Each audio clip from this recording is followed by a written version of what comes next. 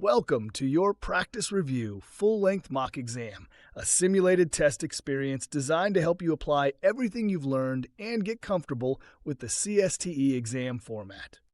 This session won't just give you questions, it will also help you understand how to approach them, manage your time, and think like a certified software tester. Let's start by simulating the real structure. Total duration 4.5 hours, split into two sections. Section 1, multiple choice, 40 to 50 questions.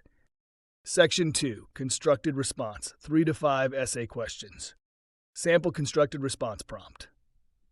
You've been asked to lead the QA effort for a high-risk banking application. The product has strict compliance requirements and tight deadlines. Describe how you would plan, execute, and track testing for this project. In your answer, be sure to identify testing phases, planning, execution, reporting. Mention regulatory standards, e.g. audit trails, traceability. Emphasize risk-based and compliance-focused testing.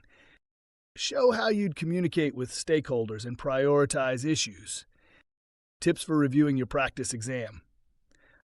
Time your sections just as you would in the real tests. Use a scoring sheet to track your answers and confidence level.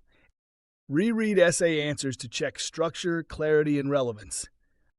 Flag questions you guessed on. Study those areas more deeply. Scoring guide suggestion. Aim for 70% or higher in multiple choice.